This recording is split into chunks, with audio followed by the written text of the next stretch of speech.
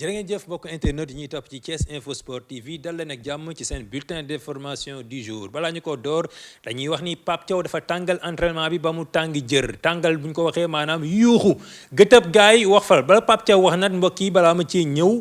dama leen di ñaan ngeen daal di abonné ba noppi daal di bës bouton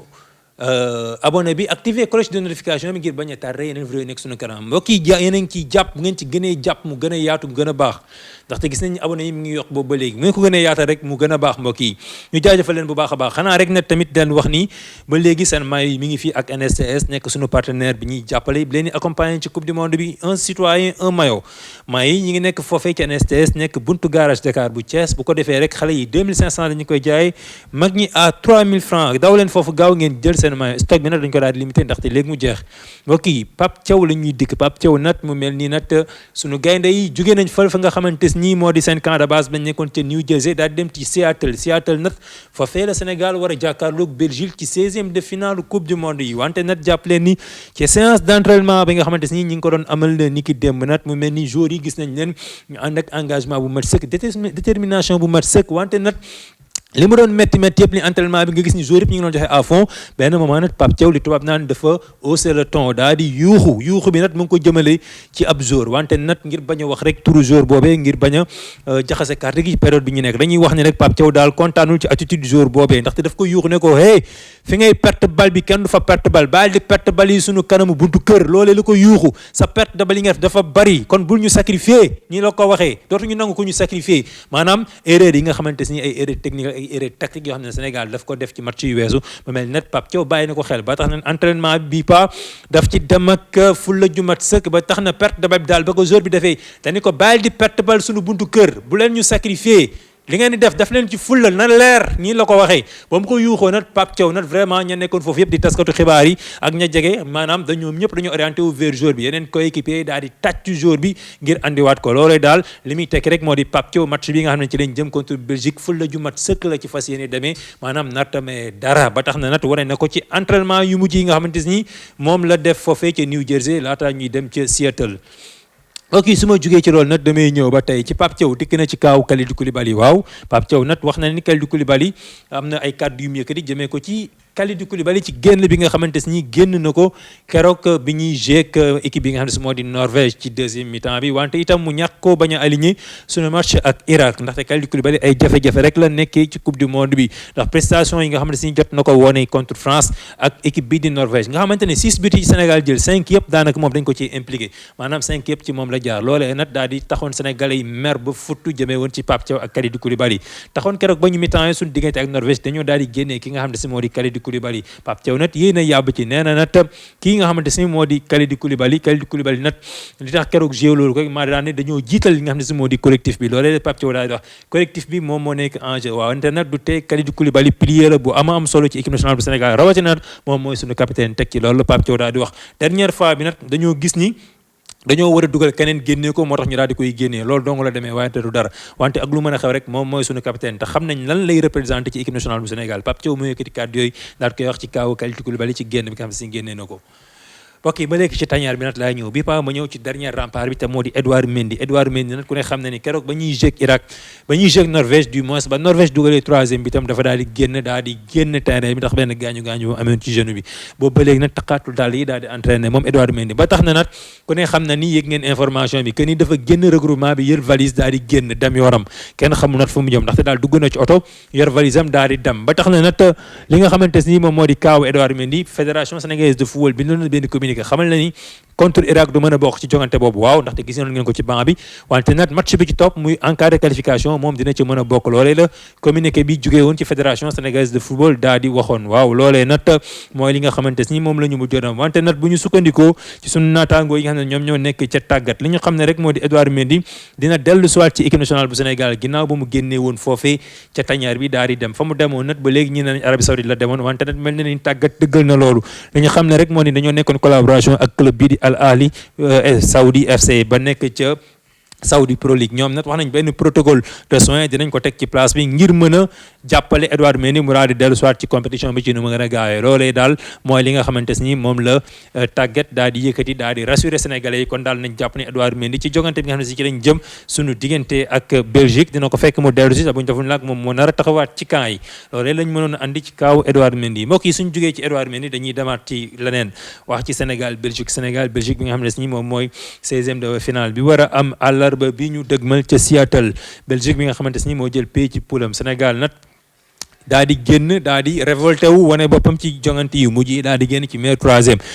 presse belge bi nag moom mooy ñi nga xamante si moom mooy taskatu xibaar yi ak média yi nekk foofee ci Belgique ñoom nag artu nañ jëmale ko ci équipe nationale bu Belgique ci Diable Rouge yi bu ñu sukkandikoo ci journaliste yi nekk ci RTBF ñoom li ñu xam ne rek équipe bu Sénégal bi nag mooy équipe bi ëpp qualité ci équipe yi nekk ci Afrique gépp loolee la presse belge bi laa di wax maanaam équipe bu Sénégal bi mooy équipe bi ëpp qualité ci équipe yi dem yu représenté Afrique ci compétition bi wax nañu ne nag suñu gaynde yi bokk nañ ci meilleure nation africaine ci at yi nga xam ne ci la ñu génn ba tax na rek bu ñu sukkandikoo ci ñoom li ñu xam ne rek moo di nii ñi nga xam ne si moo di Diable Rouge yi dañoo war a njëkk a méfier wu ci attaque bi nga xam ne moom la attaque Sénégal bi daal di yor ndaxte dugg nañ ci chiffre yi wax ne Sénégal but yi nga xam ne sin dugal na ko maanaam lu tolloo ko 8 but ci ñett match kon nekkul loo xam ne sin dañ ko war a daal di négocier maanaam fi ñu war a gën a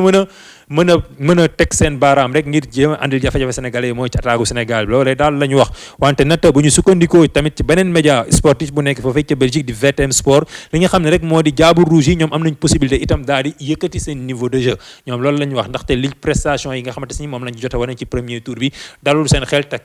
kenn kontaanu ci foofee ca Belgique nee nañ nag occasion la pour waa Belgique Diable Rouge yi ñu daal di wane seen bopp bu baax a baax seen diggante ak Sénégal loolu leen VTM Sport moom moo ko daal di xamle Belgique Sénégal nag nekk affiche 16e de finale bokk ci affiche yi gën a xaar ci coupe du monde bi ci 16e de finale yi ndaxte ñaari grosse pointure ñoom ñoo ko fas yéene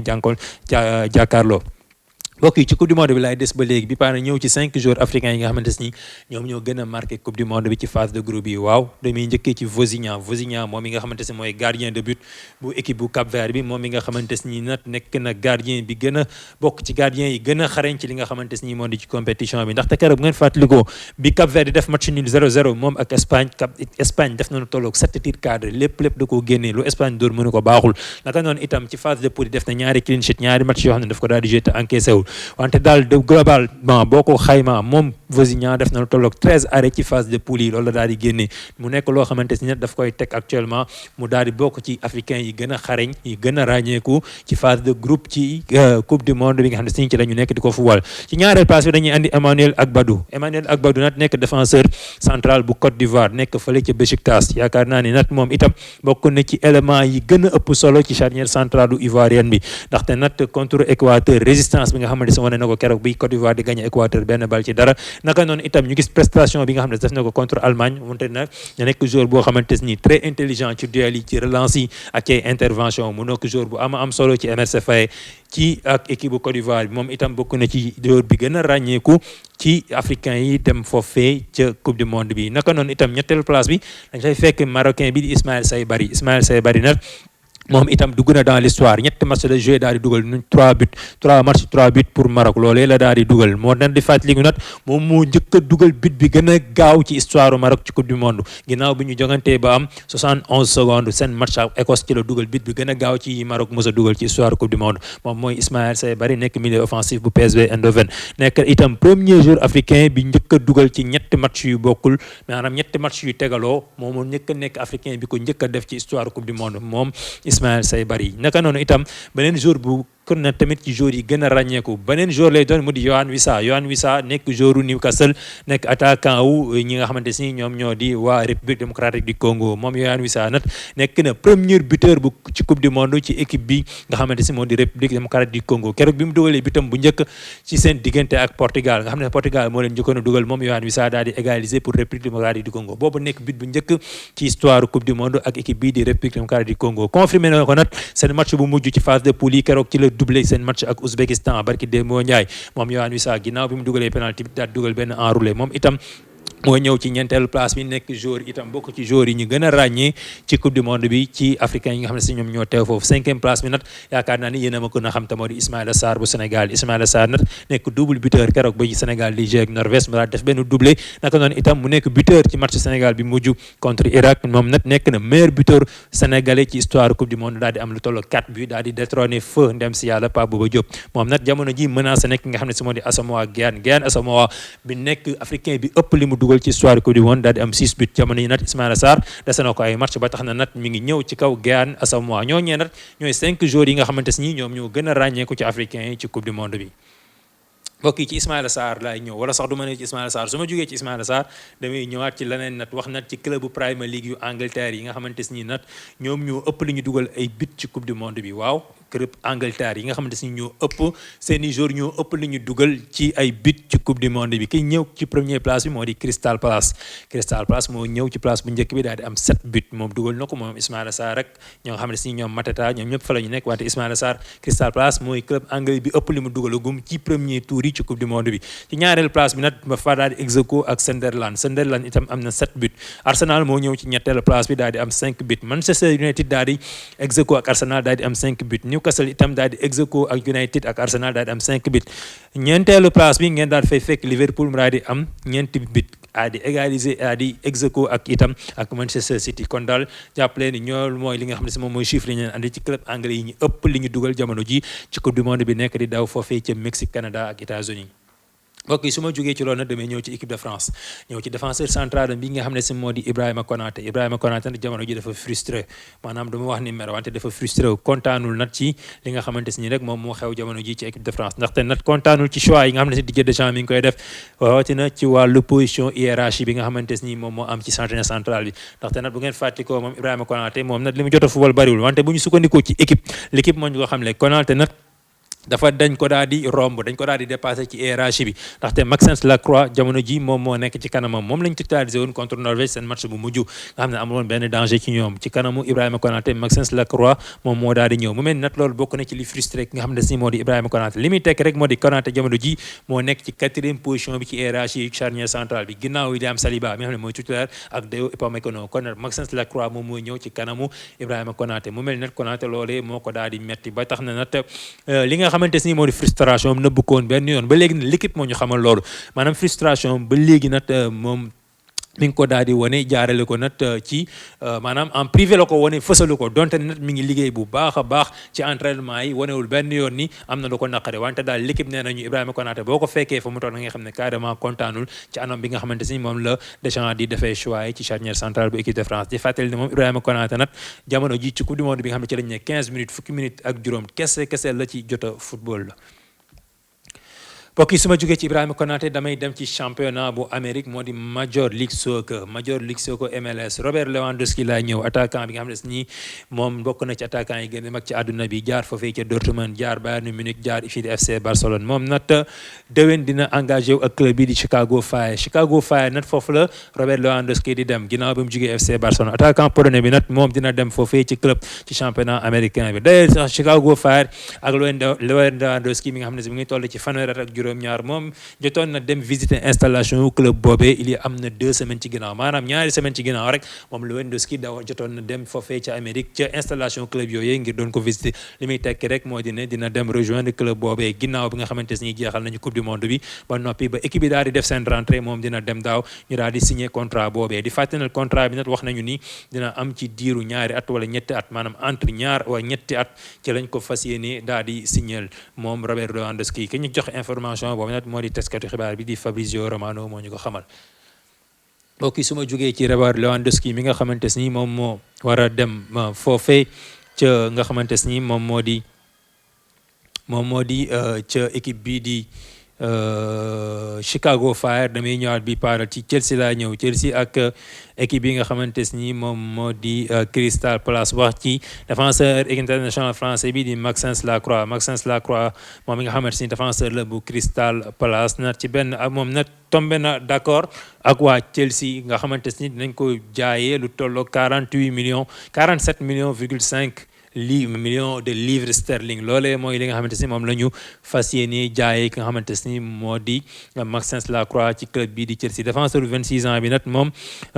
dina fas yéene sax daal di dem tuxu ji ci Chelsea ci Stamford Bridge bu coupe du monde bi jeexee actuellement nga xam ne mi ngi foofee ci États-Unis di représenter équipe yi nga xam ne moom moo di équipe de France Lacroix nag di fàttali nag ci saison bi nga xam ne ci la ñu génn def na lu tolloo 98 apparitions ak Crystal Palace waaw maanaam ba mu fa demee ba léegi ngeen baal ma def na fa 98 apparitions waaw nekk ci joueur bi Crystal Palace ëpp lu muy utilisé di fàttali nag jël na fa FA Cup jël bu UEFA jël na fa FA Cup daal di jël tamit Ligue Conférence bu UEFA daal di fay jël également li nga xam ne moom muy Community Shield moom Maxence Lacroix kon jàppale ni transfert bi bu coupe du monde bi jeexee dinañ ko officialiser foofee ak Chelsea. mbokk yi su ma jógee ci loolu nag damay ñëwaat ci leneen wax ci Diego Simeone ak Atlético de Madrid nag Diego Simeone génn na yéen a yàbbi ci avenir kii di Julián Alvarez li mu xam ne rek moo di direction Atlético de Madrid nañu jaay kii di Julián Alvarez nañ ko jaay waaw nañ ko daal di jaay loolu la entraîneur bi daal di wax nañu jaay kii di Julián Alvarez nañ ko jaay mu jógee ci club bi entraîneur bi moo ñu xamal loolu ndaxte moom jàpp na ni ki nga xam ne mooy Julián Alvarez moom dafa wane ni carrément dafa bëgg a dem ginnaaw na dafa bëgg a dem kon nag manager bi neen nañ ko jaay ndaxte bëggatu ko sax garder ci li nga xamante ni moo di ci ay plan bëggatu ko garder sax ci projet bi nga xamante ni moom lay teg ak Atlético de Madrid ba tax na daal mi ngi sàkku rek direction bi na jaay kii di Julián Alvarez loolee nag Diego Simeone moom moo ñu ko daal di xamal loolee nag mi ngi ko jaarale ci Diario Sport nekk benn journal espagnol ba nekk foofee ca Espagne. ok su ma jógee ci loolu ba tey nag damay ñëw ci Olympique de Marseille ñoom ñi nga xam ne nag tëral nañ seen feuille de route ngir waajal saison bi nga xamante ni moom moo nekk ci sunu kanam looyam nag ñoom wax nañu ni seen préparation saison bii di ñëw ña ngi ko fas yéene defee foofee ca Côte d'Ivoire maanaam gulet loo xamante ni gulet la ci histoire Olympique de Marseille nee nañ seen hivernal bii pas duñ ko defee France duñ ko defee Allemagne duñ ko defee Angleterre maanaam dañuy ñëw fii ci Afrique Côte d'Ivoire lañ jëm foofee lañ fas yéene defar seen hivernal loolee daal la ñu daal di xamle liñ ci jublu objectif moo di gën a yéeg en puissance ci match amicaux laataa ñuy door match amicaux yi nga xamante ni moom la ñu programmé Marseille nag loolee la ñu xamaale ñoom nag dinañ leen xaar diggante le 5 ak le 7 juillet ci la ñu fas yéene def seen préparation physique ci stage de pré-saison bi nga xamante ni moom la ñu war a amal fii ci continent africain bi précisément ca Côte d'Ivoire Foot Mercato moo ñu jox xibaar boobee mbokk yi lii mooy li nga xamante ni moom lañ leen andiloon tey ci seen bulletin d'information du jour xanaa rek di dellu di baamtuwaat li nga xamante ni rek moom moo gën a fës te moo di rigueur bi nga xamante ni nemmeeku nañ ko ci sélectionneur bi di Pape Thiaw ci match Sénégal Belgique bi nga xam ne sa entraînement bi passé fa la nekkoon yuuxu na fa benn jour ci benn perte de balle bu mu def xamal ko ne carrément dootuñu nangu kenn duñu sacrifier fi ngay perte de balle ci bundu kër gi nañ ko daal di éviter parce que li des ci compétition bi amatul foo caaxaan jeex na dëgg ci des Pape Thiaw nag détermination boobu mu wone jëme ko ci ay jouram nekk nag ci ton boo xamante ni ton bu sévère la ko daal di def mu doon loo xamante ni nag wax nañ ni c'est un très bon signe ndaxte caaxaan jeex na dëgg ci des Sénégal Belgique jeu mercredi lay doon ca Seattle foofee ca Seattle ca biir États-Unis bu 20h jotee fii ci réewum Sénégal gars yi di wax ni nag ñoom ni ki démb jóge nañ foofee ca New Jersey daal di dem foofee ca Seattle ngir lu jëm ci match bi mbokk yi di leen wax ni nag di ko baamtuwaat du moo tay mu ko di ko def bu fekkee ni gën ngeen ci biir kër gi ñu ngi leen ñaan ngeen daal di abonné ba noppi daal di activer cloche de notification bi ngir bañ a wuute yeneen vidéo yi nekk ci sunu kanam loolu mooy li nga xamante ni moom lañ leen bëggoon wax xanaa rek di wax ni itam sunu partenaire bi nga xamante ni moom moo ñuy accompagner te moo di NSTS ñëw andi leen ay maillots yu yanj original maillot qualité supérieure 100% local ñi ngi nekk foofee ca buntu garage Dakar maillot yi xale yi dañ leen koy jaayee à 2500 francs bu fekkee dañ leen koy personnaliser yow xale bi boobaa 3000 ngay joxe yéen mag ñi maillot ñu ngi leen koy jaayee ay 5000 francs bu fekkee dañ leen koy personnaliser 6000 francs ngeen di joxe loolu mooy li nga xamante ni moom mooy njëg yi yomb na te dëgër na original lay doon wala ñu nekkee fii ci côté Stade Lat Dior mu ngeen ñëw fii ci sunu locaux yi fii ci Thiès Info Sport TV ñi ngi jàkkaarloog terrain basket bi nekk ci Stade Lat Dior ci ginnaaw fi ñuy defee taekwondo ci dojo bi bu ngeen ñëwee foofu ngeen laajte Thiès Info bu ngeen ñëwee ngeen jël seen maillot li ci des nag bareewul daanaka jeex na ba pare ndaxte boobu ba léegi ñi ngi gis ñu gars yi ñi ngi jël seen i maillot kon boog daw leen balaa ñuy entamer Sénégal Belgique ñëw leen tey wala suba ñu jox leen seen maillot ci ñoom gën a gaaw ñu jaajëfal leen bu baax a baax ci jaajëfal ñi nga xam ne si ñoo nekkoon ci xarale gi sëñ Mor la ñu àndaloon tey ci partie technique bi comme d'habitude l'infatigable ñu jaajëfal ku baax a baax jaajëfal kilifay kër gi Omar Sey Latine Mbaye papa ji ngeen àndaloon ci kàddu gu leen jox dig daje ëllëg ci beneen bulletin d'information du jour ñu jaajëfal leen di souhaiter bonne chance sunu gaynde yi